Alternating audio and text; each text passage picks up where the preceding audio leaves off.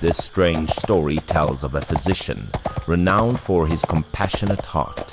Every day, he rode his donkey everywhere, diligently treating the common folk without regard for hardship. One evening, on his way home after seeing a patient, while passing through a dense forest, his donkey suddenly became frightened and stopped dead in its tracks. As it turned out, a wolf was blocking the path. The wolf held a bundle in its mouth, but showed no intention of attacking or harming the physician. Strangely, the wolf did not lunge but gently placed the bundle on the ground right in front of the physician and then stood watching him. Noticing his fearful expression, the wolf seemed to want him to take it, so it nudged the bundle forward again with its snout. Understanding the wolf meant no harm, the physician calmed himself, timidly took the bundle, and carefully opened it to see what was inside.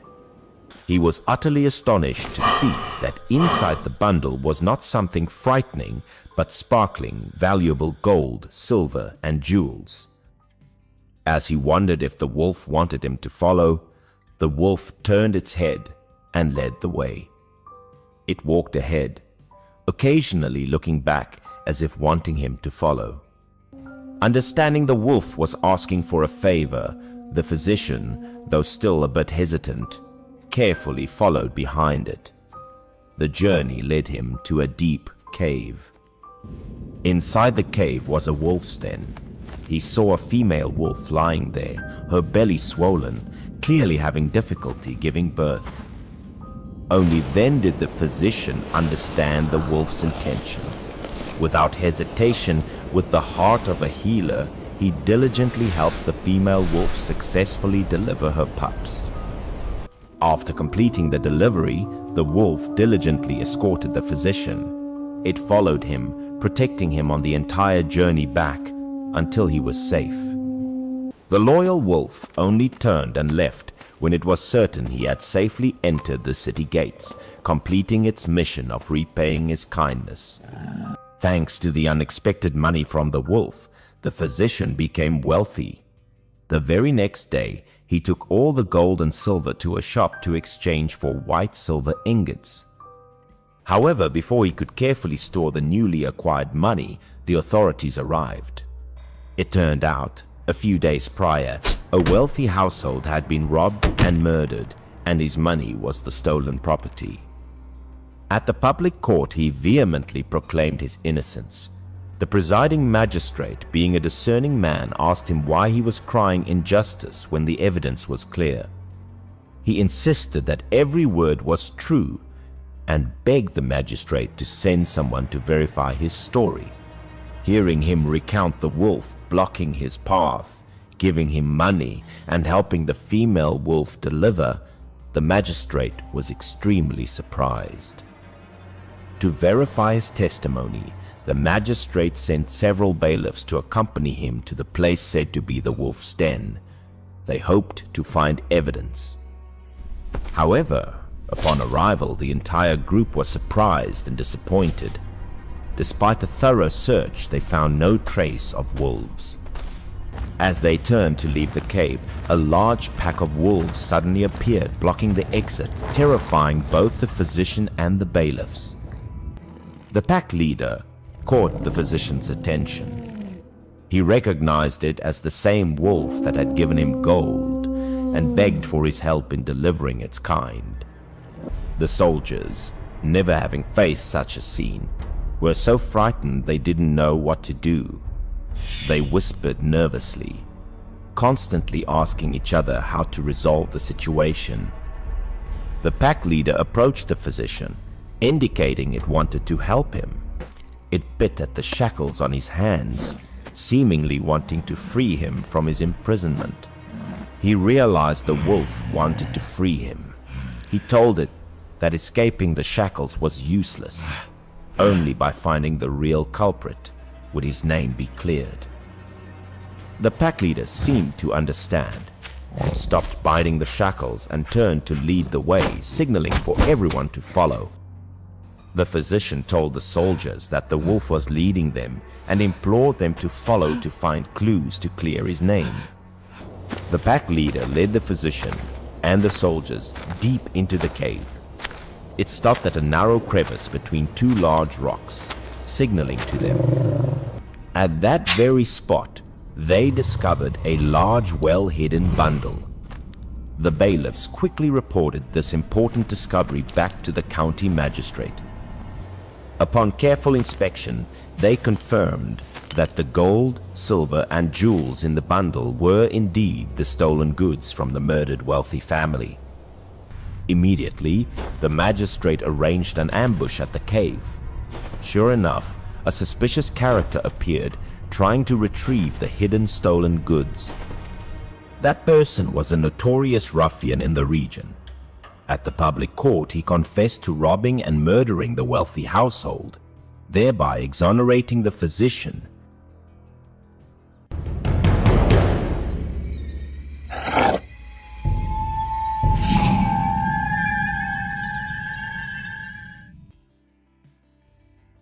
This strange story begins. On a typical day, a wealthy landowner was supervising his workers harvesting wheat. He urged them to hurry before nightfall. The tenant farmers worked without rest, threshing and bagging the grain right in the fields. A bountiful harvest was the fruit of a years-long labor. After harvesting, the grain was loaded onto carts to be transported home. Every year during this season, thieves often took advantage of the darkness to run rampant. The landowner held a spear for guarding, urging the workers to quickly transport the first load of grain home before it got completely dark. As night fell, he sat leaning against a haystack, guarding the remaining grain alone, waiting for the workers to return for the second trip. While resting, he suddenly heard the sound of footsteps on dry straw. He silently thought, "Sure enough, a thief has come." He quickly gripped the spear in his hand and sat bolt upright. Before him, a pair of unusually large, bare feet were approaching. When he saw the approaching figure clearly, the landowner's face immediately changed color, his eyes wide with extreme terror. The visitor was not human, but a giant demon, with blazing red hair and fur bearing its fangs and claws, its appearance incredibly ferocious. As the demon lunged, the landowner quickly used his spear to stab it, wounding it and causing it to roar in pain. The demon let out an earth-shattering roar, its sound echoing like a clap of thunder in the dead of the silent night. Wounded, the demon did not attack further, but turned and fled, disappearing into the darkness, leaving the landowner trembling. Not daring to stay, the landowner fled for his life. Midway, he was fortunate enough to encounter the workers who were returning. He quickly stopped them, frantically telling them to return home immediately, warning that staying would be life-threatening. Upon returning home, he was still in shock. His wife advised him to rest, but he insisted on going back to the fields, fearing the workers would be wasteful.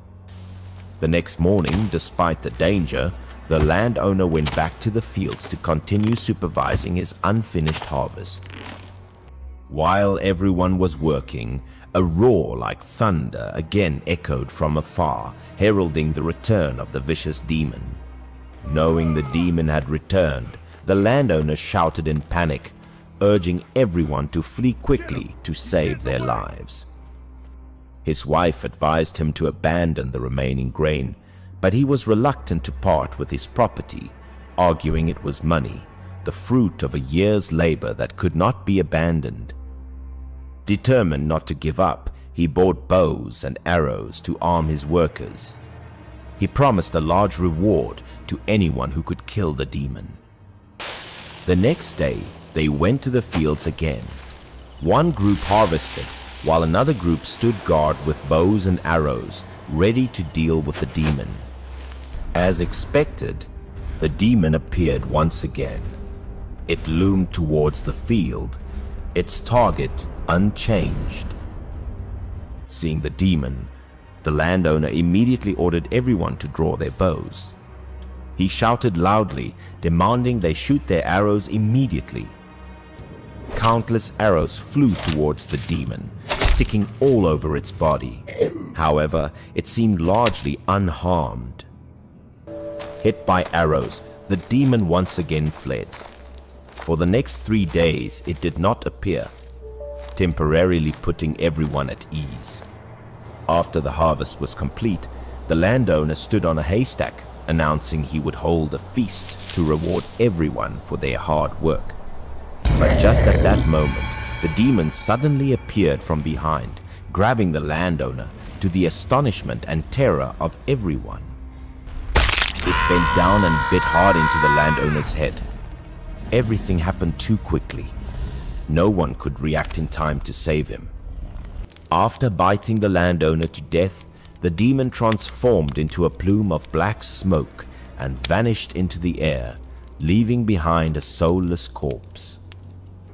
When the workers took him down, he was already dead. No one knew where the demon came from or why it was so determined to kill him.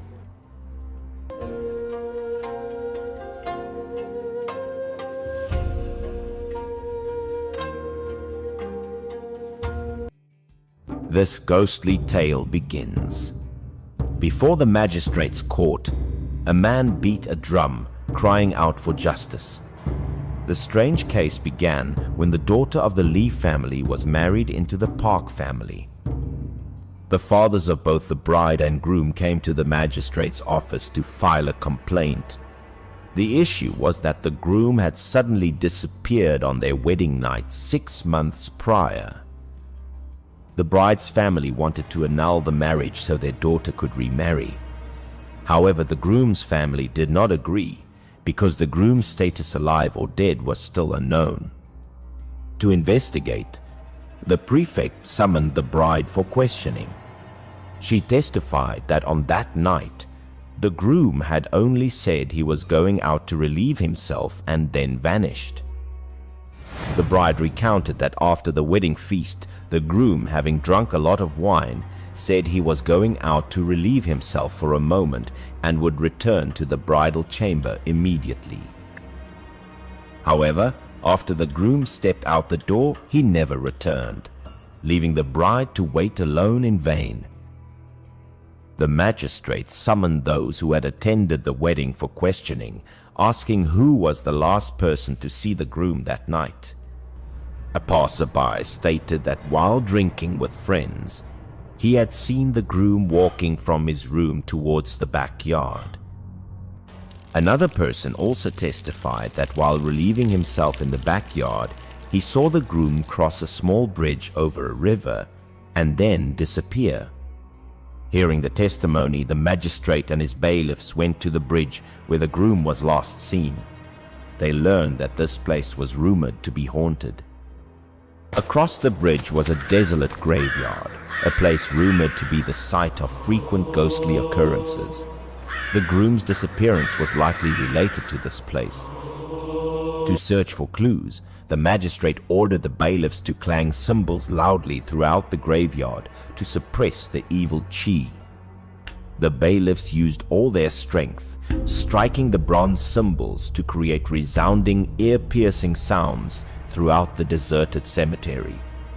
As the cymbals clanged, a thick, cold fog suddenly rose from the desolate graveyard, enveloping everyone.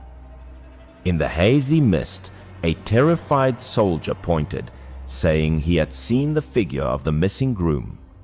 Sure enough, the groom was standing motionless before a large tomb, his entire body dazed as if soulless, showing no reaction whatsoever. The groom's father rushed over to call his son, but he seemed not to be lucid, just standing there strangely dazed. The family took the groom home to care for him for a few days. After regaining his senses, he began to recount the strange story of his wedding night. The groom recounted that on that night when he went to the backyard, he saw his bride step outside. Thinking his wife wanted to go for a stroll, he silently followed her. He followed the woman in the wedding dress across the small bridge, heading deep into the dark and cold area behind the backyard. The bride stopped before a courtyard and invited him inside. The groom, though a bit puzzled, still followed her. She said that this would be their new home, and from now on the two of them could live here in peace. With that, she pulled him inside. Inside, the courtyard was incredibly luxurious, adorned with gold and lacquer. They sat down to a feast with two people introduced as her parents. Every day, the couple would admire flowers and feed fish together in the beautiful garden. Life passed by with great happiness and contentment. However, there was one strange thing. His wife never allowed the groom to step out of the door, always finding ways to keep him there. Life passed peacefully for a few days until suddenly a clap of thunder resounded. The wife's entire family appeared extremely frightened. They quickly pushed the groom out the door, saying his fate with them had ended, urging him to leave this place quickly. As soon as he stepped out, the house behind him suddenly collapsed amidst the thunder. When the dust and smoke cleared, he was horrified to realize he was standing in the middle of a graveyard. He had lived in that illusion for only a few days, but in the real world, half a year had passed. He returned and continued to live with his real wife. However, occasionally he would still secretly visit the large tomb to offer worship, commemorating the short but profound love he had with the girl in the tomb.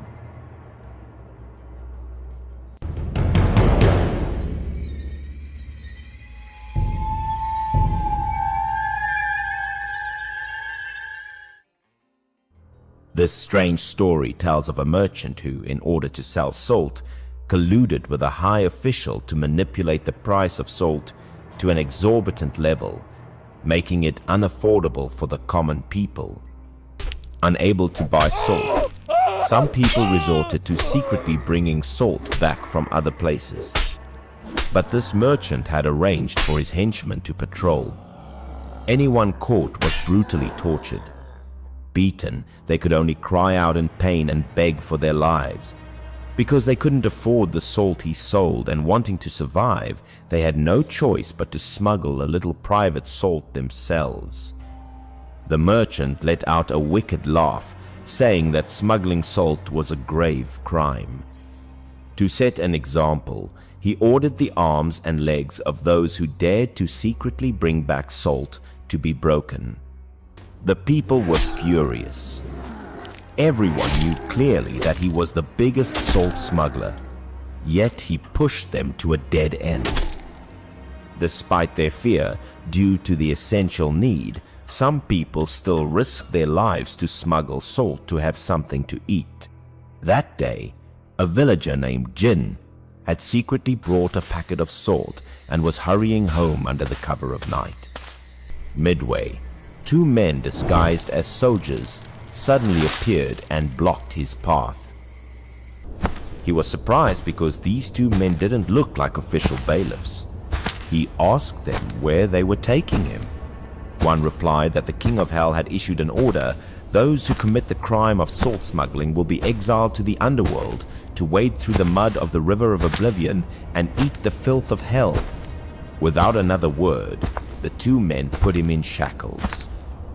They took him to the underworld. The Ghost King took his register, looked at it, and scolded the two foolish soldiers for arresting the wrong person, as he was just a commoner, not a salt merchant. The Ghost King then took the opportunity to add that since the underworld was short-staffed, he invited the man to stay and work as a foreman for a few days. He would bring 2 bags of salt to his house as payment. It turned out that in the underworld, the filth from the 18 levels of hell had piled up in one place, forming large hills that had to be cleared. The River of Oblivion, filled with floating corpses and bones, emitted an unbearable stench. The sight was truly horrifying. The Ghost King then ordered the salt merchants to be brought forth. He made them retrieve the bones and clear the filth under the supervision of Jin. The pitiful salt merchants were all chained together, They were forced to wade into the foul, disgusting river to retrieve corpses and clean up. Anyone who couldn't bear it and secretly tried to get ashore, the newly appointed man would use a whip to lash them back into the water. Among those being punished was that wicked merchant, which caught his particular attention. The merchant was covered in filthy mud, his face contorted, begging for his life. He had endured so much suffering in hell. 2 days later, having completed the task, the Ghost King ordered the man to be taken back home, ending his strange journey. When he opened his eyes, he was astonished to find himself lying in a coffin at his home, unable to believe his eyes. He then sat up and called for his wife. His wife was beside him, weeping tragically. She didn't know if her husband was dead or alive again.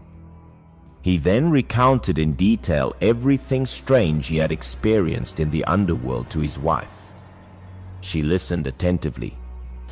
His wife recounted that 2 days ago she heard a knock from outside but saw no one. But surprisingly, when she ran to open the door, there was no one standing there, only an empty space.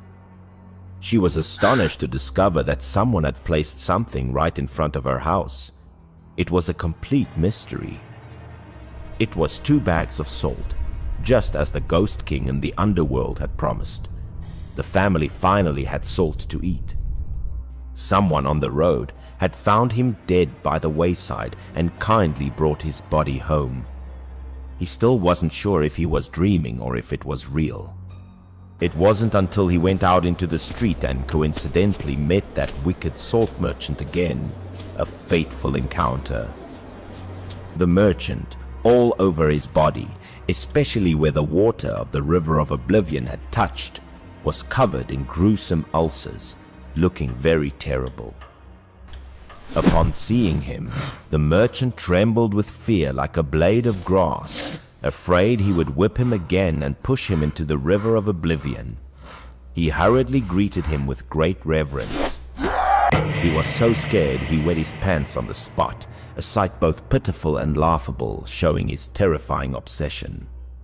From then on, the wicked merchant learned a lesson he would never forget and no longer dared to raise the price of salt. Finally, the people had enough salt to eat.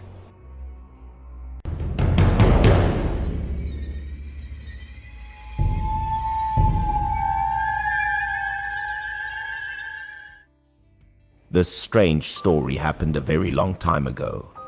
There was a small, peaceful fishing village nestled by the sea. The lives of the people here were tied to their arduous voyages out to sea. They lived mainly by fishing for a living. The sea was both a friend and a source of sustenance that had nurtured the entire village for generations. One day, a fisherman, while casting his net in the middle of the sea, felt a giant dark shadow looming behind him.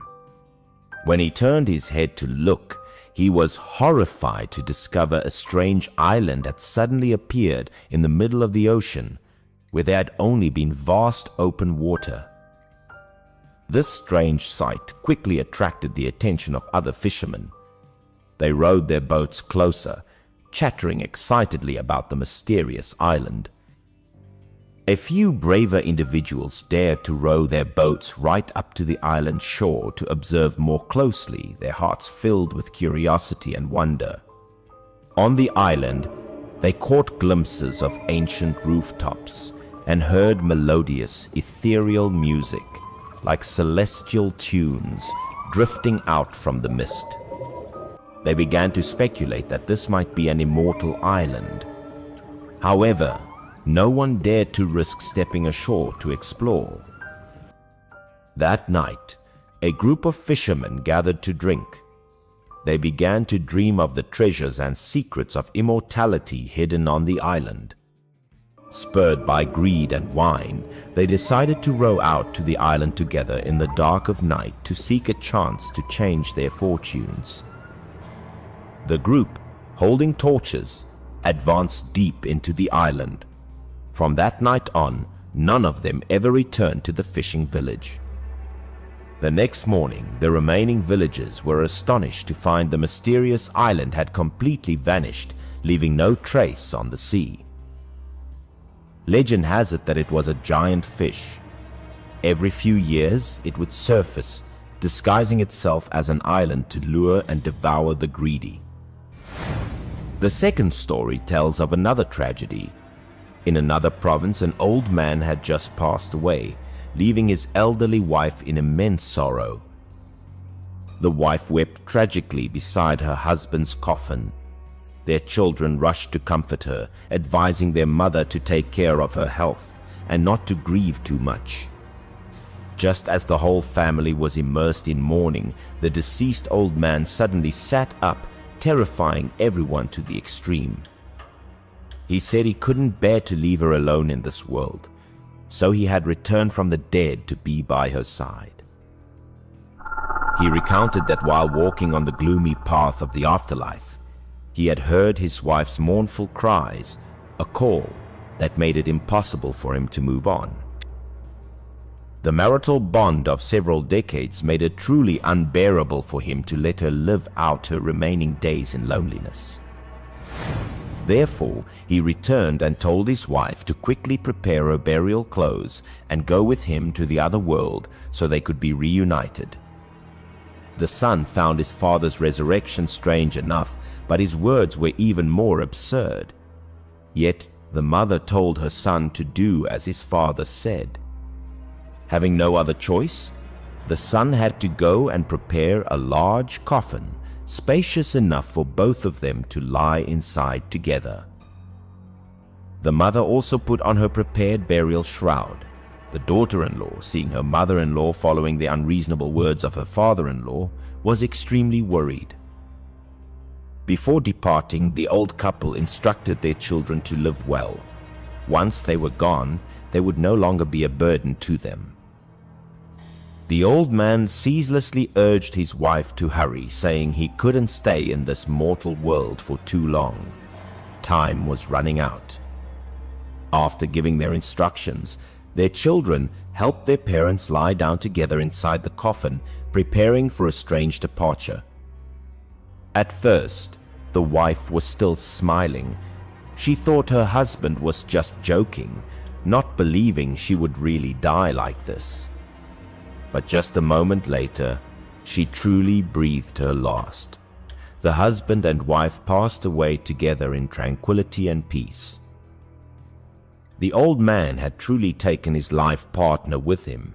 Their children could only weep in sorrow at the passing of their parents. In the end, the old couple were buried together in one grave, fulfilling their wish to be together forever.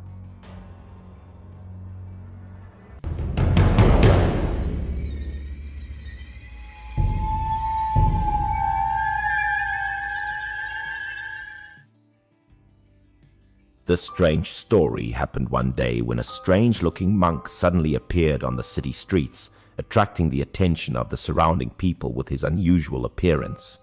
This monk wore a cassock patched all over, silently wandering the streets, his eyes pensive. It was unclear what he was searching for. In recent years, this city had experienced a continuous series of mysterious disappearances. The victims were mainly women and children, causing great panic among the people. The strange appearance and movements of this monk quickly caught the attention of the officials in the magistrate's office, causing them to become suspicious. They noticed that this monk never went on alms rounds, nor did he seek food or lodging. His mysterious behavior was indeed very suspicious. All day he just wandered the city, not begging for alms, nor eating, drinking, or resting. The officials decided to secretly follow him to investigate. Even when kind-hearted citizens proactively brought food to offer him, the monk would just join his palms and refuse, not accepting any of it. Even when people wanted to give him money, he wouldn't even glance at it, his attitude so indifferent as if wealth were merely a worldly possession. After 2 days of wandering, the monk suddenly stopped in front of a wealthy family's home and sat down to meditate, making the two officials extremely curious. They inquired and learned that this was a wealthy household that had moved in a few years prior, engaged in trade, but no one knew what goods they dealt in. On the first day, the family's butler brought out food to offer, but the monk didn't eat, nor did he accept it, just sitting silently with his eyes closed. On the second day, the butler again brought out money as a gift, hoping he would leave. But the monk still refused, completely unmoved. He only said that he did not come here for those things. No matter how he was treated, he was determined to sit there and not leave. When the butler pressed him for his purpose, the monk only replied that his master knew very well. After saying that, he closed his eyes and continued to meditate. The two observing officials couldn't guess his purpose either. They could only watch patiently, hoping to find a clue to the case. A few days later, the butler lost all patience. He ordered the servants to carry the meditating monk to one side to clear the path. Immediately after, several horse-drawn carriages carrying large wooden crates were pushed out from the courtyard. The servants were hurried, urging each other to move quickly lest they be late. Being dragged away, the monk suddenly opened his eyes, wrenched himself free from the hands holding him, his gaze becoming extremely solemn. He quickly rushed in front of the convoy, stretching out his arms to block the way, determined not to let them leave, his attitude extremely resolute and decisive. Seeing this, the butler became furious. He pointed at the monk and ordered the servants to pick up their clubs to teach him a lesson. The monk did not evade, just stood still and took the beating, letting the merciless wooden clubs rain down on his frail body.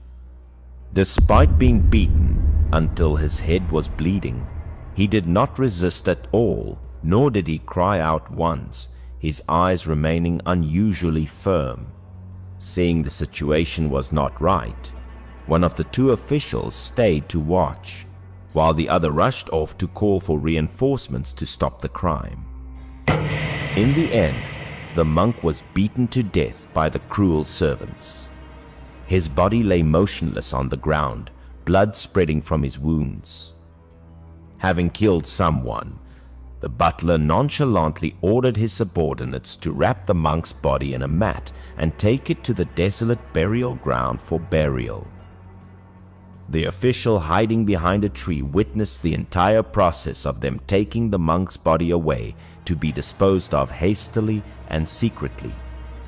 Just as the group was about to leave, reinforcements from the magistrate's office arrived, blocking all their escape routes, giving no one a chance to flee.